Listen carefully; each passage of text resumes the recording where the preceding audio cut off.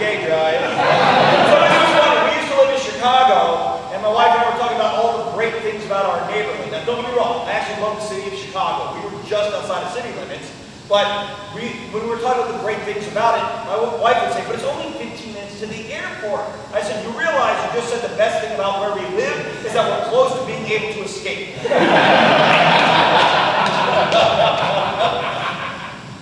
So there it is. You look like you own a pet rescue in Montana. Montana? Montana. You making fun of my hair? I am. See, this is what I have to deal with. I try to look beautiful for you. Wait up, man. I think I'm going as Avatar the Last Airbender for Halloween this year. The only problem is there's no head paint that won't sweat off. I researched this. Like, and if you do the latex stuff, it won't sweat off. It'll just slowly slide down your face until it's like pointing, you know, Where? to the nether region. The last nether bender. Where all the jokes are blue. That's funny, dude. That is hilarious. Well, we thank you for joining the Vulcan Skull panel, which it was erroneously titled No Pie. We're actually calling it What Would Vulcan Skull Do? We wanted to pose a few questions here. We wanted to ask you guys, what would Vulcan Skull do? With what, Polly? Vulcan Skull find a giant purse on the sidewalk. Vulcan Skull would give it back after rifling through it and taking what is good. What would Vulcan Skull do? That's it. Oh, jeez! Jeez! Yeah, we're in the same room. We don't need that shit. We're bad. Hey, if we're this cool, you don't like it too bad, I'm not doing it. You might want to just turn it on and have it down here like this. Okay. Hello. CIA. So we invite you to throw any social scenario around.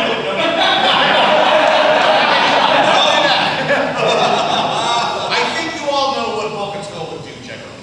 So this is a very short panel. What would Vulcan Skull do?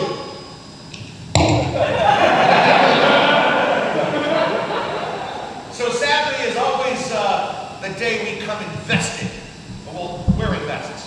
Anyone else wearing a vest today? Yeah? Hey, you're invested. There you go. Come and visit us. This is the table. We'll give you a present for being invested, for invested Saturday. What are we going to give him? It's going to be a picture of me. So sorry. We actually had talked about at one point, you know, people keep asking about Vulcan Skull spin-off, which never quite happened. But we talked about all kinds of show ideas down the years. One of them we had was called Best Intentions, where Paul and Jason and Vulcan Skull as characters run a school for puppets and give advice to these puppets with the best of intentions, which always ruin their lives. Which I think is good. You know, so that's why we thought we'd come here today and see what you wanted to talk about and how we could ruin your lives. Well, we thought the show idea would be funny with real people, but then we were like, okay, ruining real people's lives. That's maybe not the best premise for a show, but puppets! Puppets! You know, the AI is becoming sentient, but the puppet lobby has not grown to its full power yet. Thank God. Not since they took down Jim Henson. No! Yeah, that's what happened. That's what happened. He was too powerful with the puppet law. Wow, it was a Comic-Con piracy conspiracy. Do you have any other questions for us? Because I think we've answered all your questions so far. We've been together a long time, you guys. It's okay if you just want to stare at each other. So you're just like Just staring sit down. comfortably in silence and enjoy a silence. You know, an uncomfortable silence like in Pulp Fiction. Who has a baby?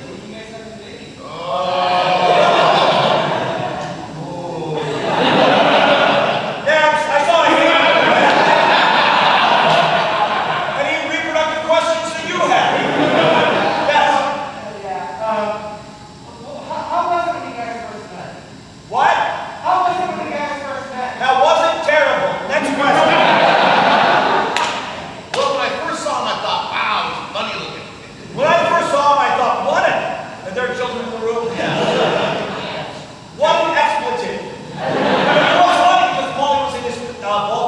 costume, and I didn't realize it.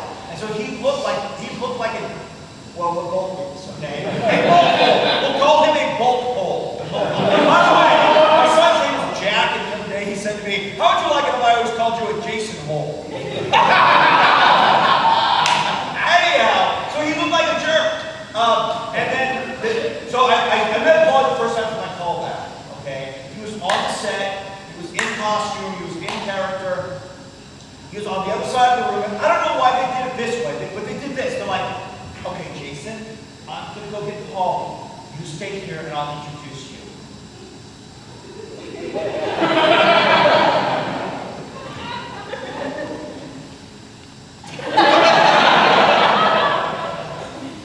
About that part.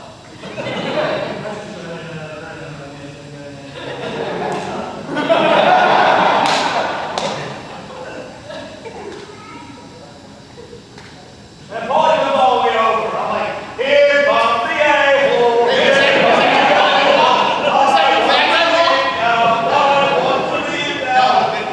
The thought walk is, you're just not going to save yourself from the chub rub, so just let it jiggle and walk normally. Okay, so. That's my motto.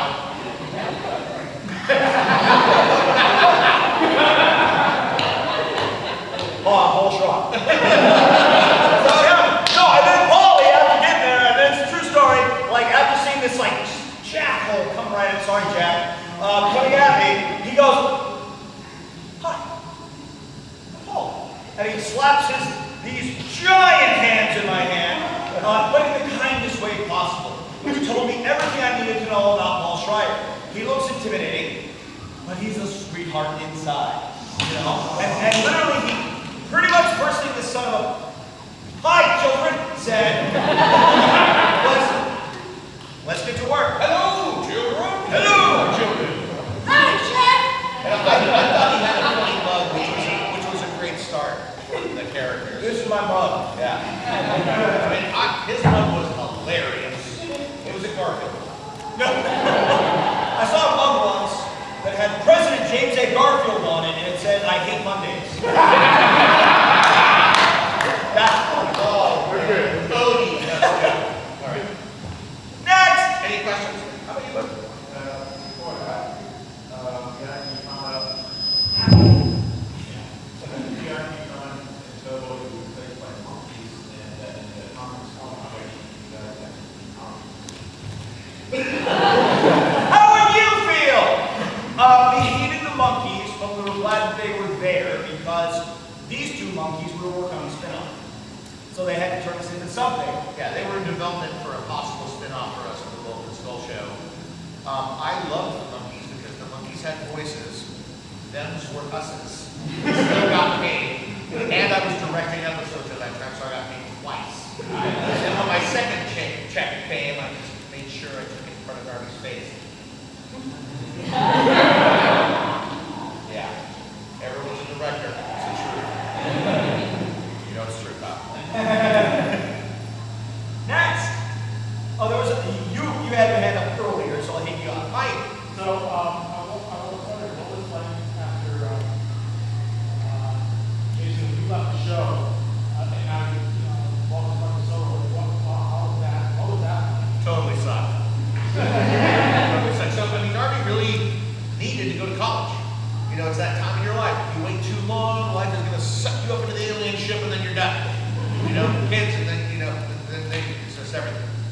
So, he warned me for 2 years. Like, I swear to God, I'm going. I gotta go. I gotta do this.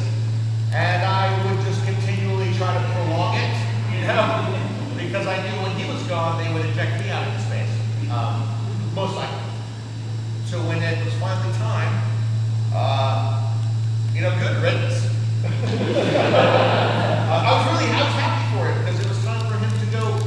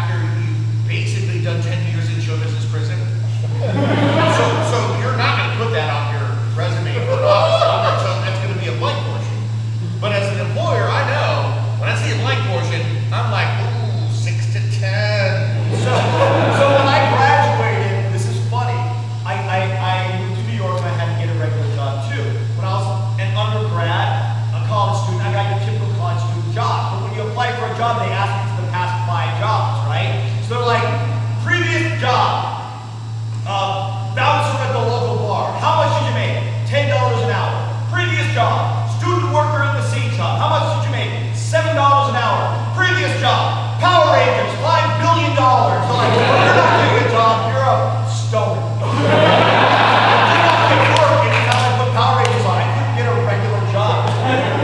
We did not make $5 billion on Power. We did that, but it was more than working at a coffee shop. You know? It was actually pretty awesome. So, I mean, you know what? We'll reveal it. I think we usually said it in the past. For the first number of seasons, we made $500 a week. Yeah, that's big money too. But if you buy that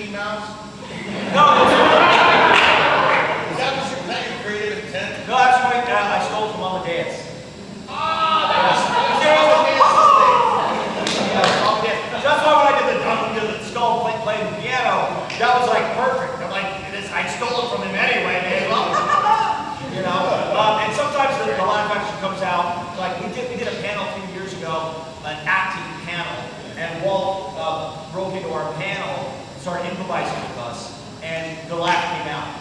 But now I can't do it unless it's in context, and even then, my vocal cords are destroyed. But roles that we auditioned for, I have done a cattle call for Billy. When they were doing the pilot, which they had called Phantoms at the time. You know, you need a nerd, but it wasn't even a scripted audition. Literally, they're just looking for a look. And I don't know how you go from like a nerd look like mine to like chiseled, good looking 90210 like David Mills.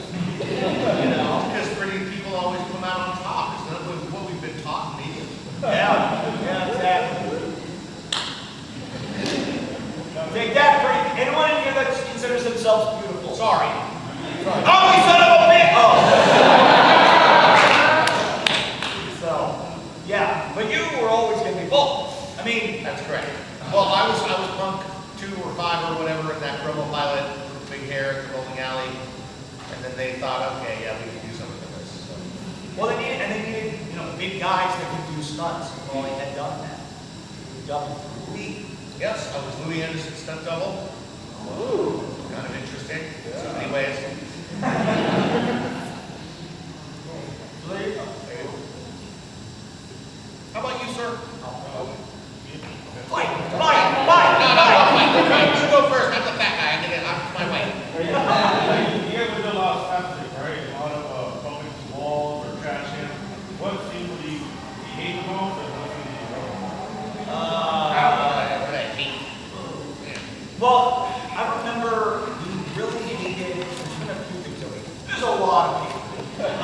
But for me, my most hated scene is we are diving in a lake and we get covered in mud. Oh. Except it was shot at like 5 o'clock in the morning at winter time at Kennethon Park in downtown LA. So A, nasty. Yeah. B, cold as hell.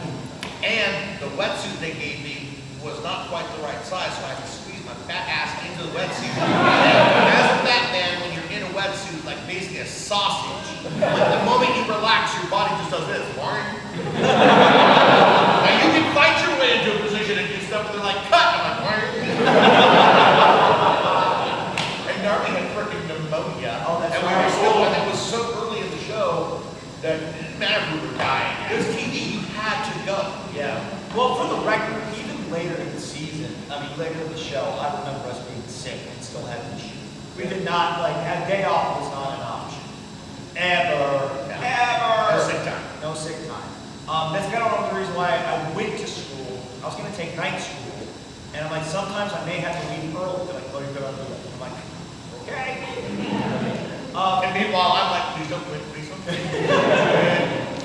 Please don't quit. I seem to recall we hated, was it the statues that we did? There's something about the paint. Painted gray. We were painted gray. We hated that because they painted us gray at 6 a.m. and they actually shot the scene at like 6 p.m. Like, don't touch yourself. Yeah. Sit in your dressing room like this. There's a lot of stuff that we love. We love Wild West Rangers. I love Penguin Eye Patrol. I don't think you can get away with that gag these days, right? Or him with the tuberculosis. Doc Smilovich who's clearly dying. Yeah. You're like, Skull, Doc Smilovich is dying. Don't worry. They're gonna go back forward and time. They'll leave those guys behind. They're fine. You know, they also loved to dress us as women because we hated it. That's not true. I did not hate it. I did not hate it. Really? Listen. You know how hard it is to find a set of triple E white pumps? I do. Because they made me go buy my own shoes. Because they were new shoes and it was like for a normal girl. And I'm like, dude, what are you guys like? Red Flintstone here. I can't wear this shit. I'm like, okay, well, we don't know where you shop, but you can go buy them. So I would bring back like $80, like really triple E wide pumps. They were amazing. I did not keep them, but And then they would sexually harass us. there was a lot of that on set. A lot. Well, okay, hang on. You're not saying that like towards everybody, but to us. Well, no, there was no harassment of other people. It was just us. Us. Women. Yeah. And then,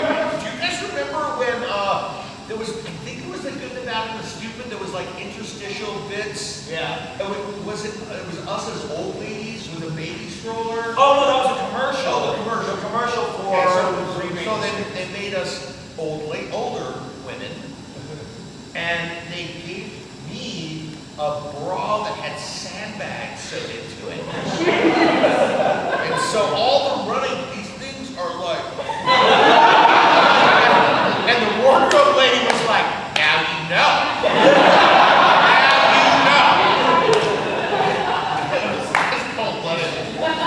And there was a girl that I was so in love with in high school, like so in love with, but she was just way outside of my league. I could have never have dreamed to have aspired to have been her boyfriend. But she, I guess, decided she wanted to look me up, and it was that day when I was dressed where her friend was working on the show, which I did not know, and she showed up on the set. I was like, oh my God, Paul! I'm like, Paul!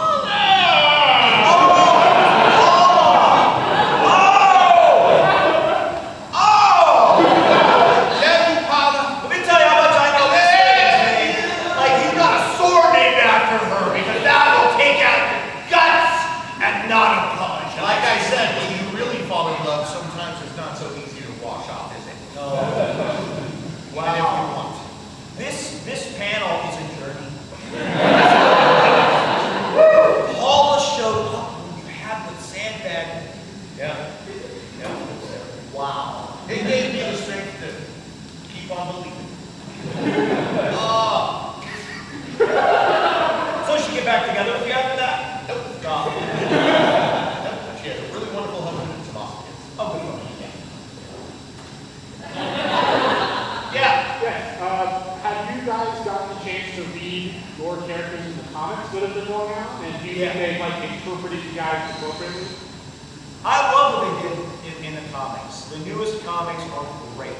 Ryan, Kyle, all those writers, like they care about characters and continuity and giving backstories to all the different characters. I think it's amazing. I think it's great. I wish this show had that kind of writing. That's no straw on the writers because the show is what it was, right? But now the show didn't, I mean, the comics don't have to reuse comic art from like 8 years ago in Japan. Yeah, exactly. So and again, it's not me taking a swipe at the TV shows. It's not. The shows were for kids. And then for a long time, people were like, hey, let's make Power Rangers darker. Which it's easy to make anything dark. People die, someone hates somebody dark. Vulcan Skull are heroin dealers. Yeah. That's not happening with them. So we love the comics. We love the writers on it. They're mature, but they're still appropriate for all ages for the most part. We love that. That's pretty good. I mean, they're really well done. And there's not that constriction of all that Japanese provenance that you have to deal with. You know, they can do whatever they want, which is why we're doing now the upside down inverse grid Ranger time, whatever it is now. No, that's a long time ago, man. So the grid was shattered, and then it became like retro. There's so many. There's an upside down now, or what's it called? The Hamlet verse? The ham salad Ham verse. salad verse. Big jumbles, it's a tossed up verse. Yeah. What do you guys do individually and before the power? A lot of Shakespeare. We both did so much theater. Yeah. Tons of theater. And I worked at Magic Mountain in the games department and got fired. For playing games. Yeah, who'd have thought we would figure that You out? got fired too? You got arrested? Well, he doesn't. Right?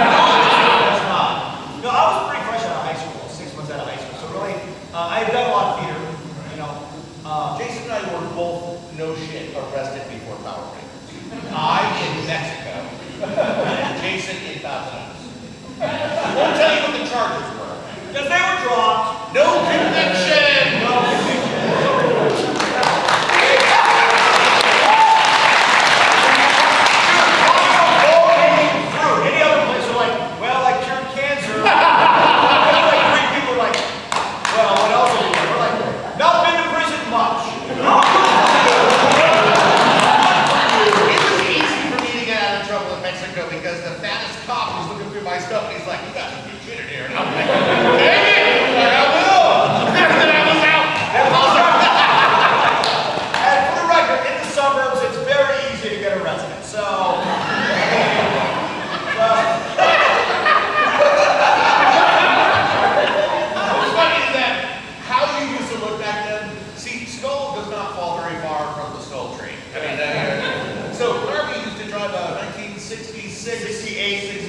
big cougar, with a door handle that only he could open. And no, it would go bullshit. Like, I would sit there for hours like, "Master, put your bag." He would just come over and go. And he looked like James Dean. He had this hair, and he always wore the leather dress. Basically, when he showed up to his first audition, he was in character already. Maybe a good thing. Yeah. Getting the role. But you Yeah. look suspicious. I look suspicious. Absolutely. I mean, when we left Australia, like, wasn't, oh, where's Narvi? I'm getting frisked, you know? Hey, come! You know? Well, that was a good idea on there, but since you had a cow skull in your luggage. Okay, hang on. Guess what? International travel? Not allowed. Okay. I had a No, cow skull. counting that here. I had a ram skull in my carry-on. Did they catch one? Didn't catch a one. I just saw something suspicious. But the funny thing was, leaving Australia, I got on the plane, I'm like, where's all the opals I brought with me? Oh, they're like, well, it's pink. It's got a cow skull in it. So, take this. Now it ain't Sonara. That was my invitation to Captain Sutherland. She's a lovely woman. She's been living here a long time. She doesn't have an She's Australian. not Australian anymore. No. Although when she says no, she's still here to Nara. Nar.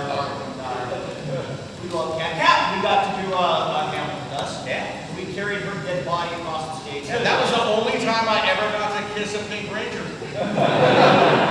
Since I was Fat Hamlet. Fat Hamlet.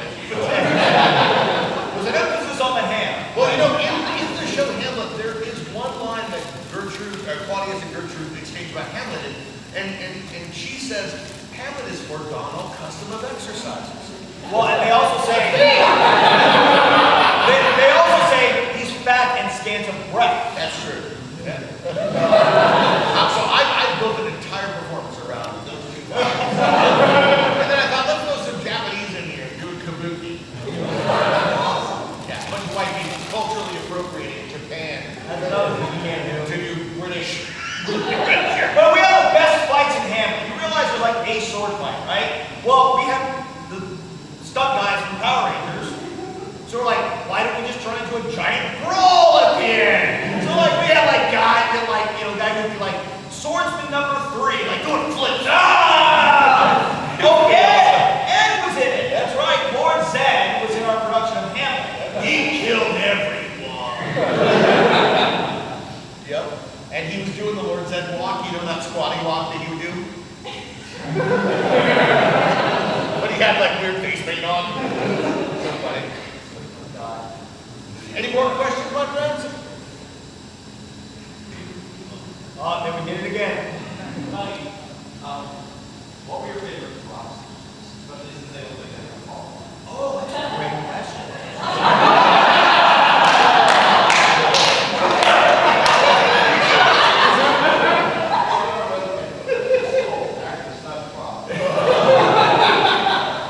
You know, a real prop holds something up. Okay? But any prop can be broken.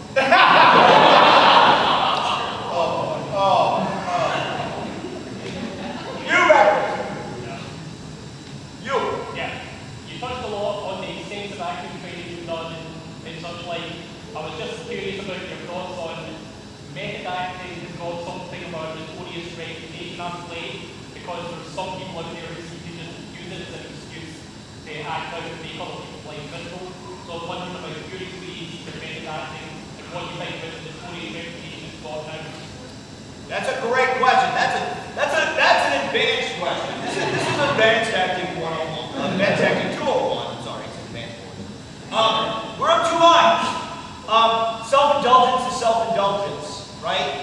The moment what you do on a film set, no matter what you do, the moment what you do starts stepping on the feet of other people is you should stop doing that. That's unprofessional. Okay, so let's start with that.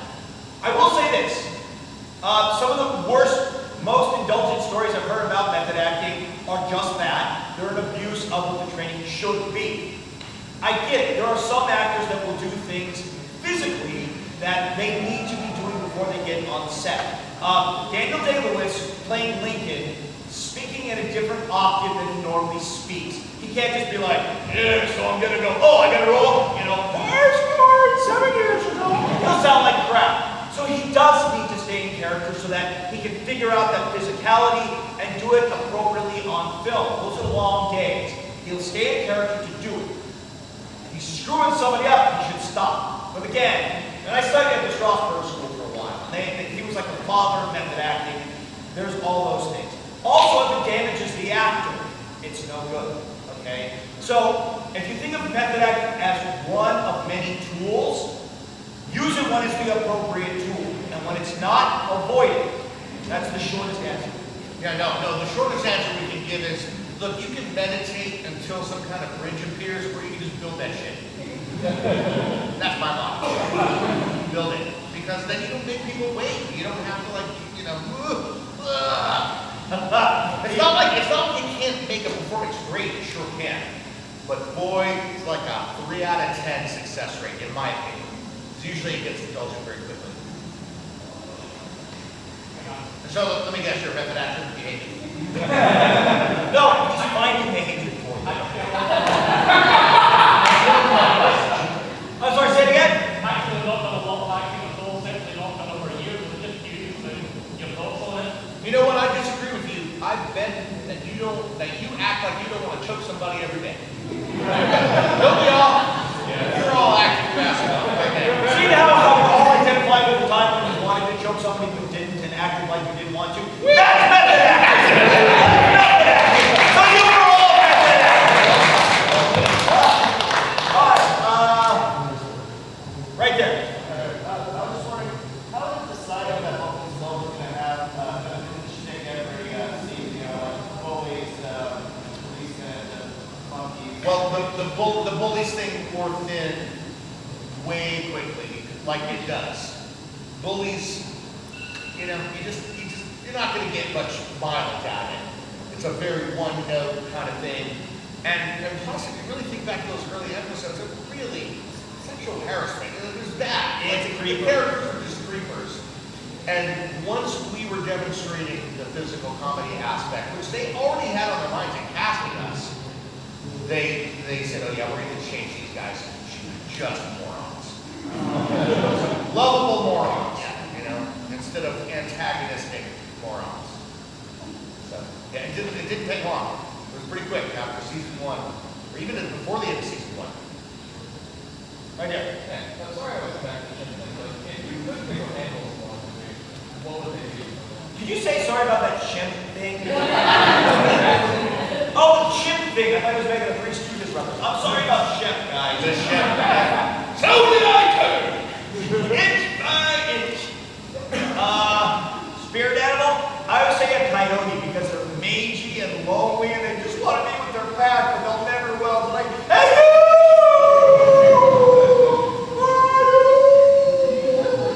Oh, I can't find you. I'm going to eat a cat. You know, I think it was messed up when they did the Skull's character in the comic book by making his spirit animal, his sword animal, a parrot, which was essentially a Jewish joke. A nose joke. Not cool. But I'm okay with mine. Because I love boars, man. You know? Because they're tough as hell. Mess with the hand, get the tusks. You know what I'm saying? I'm good with that. I'm good with the boar. Embrace your fate, I said. Yo! Did you get somebody with that guy? Yo!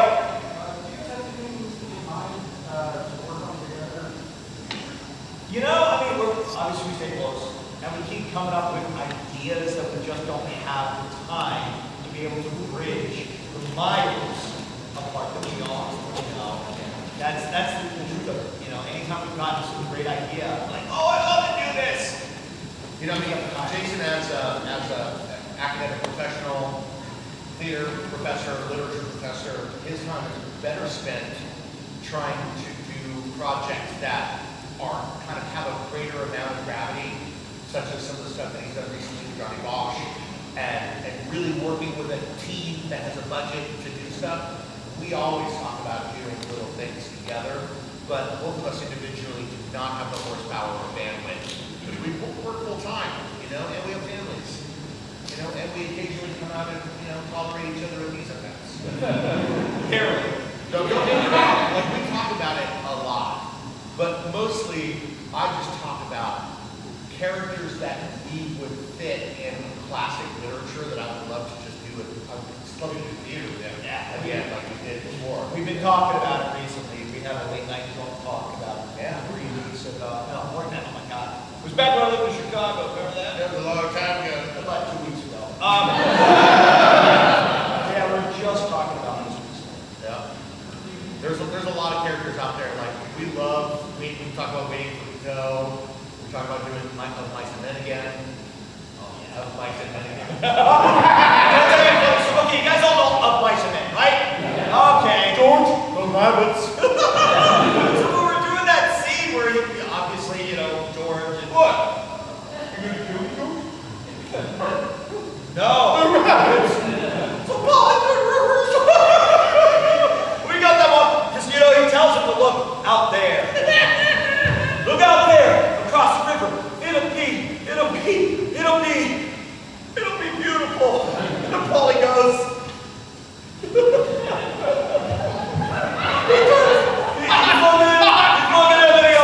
So on closing night of the run of the show, I actually turned and looked back at him. Because the show ends with Tony the 2x4 backstage in a blackout. Bam! Let the gunshot. But before the blackout, I looked back.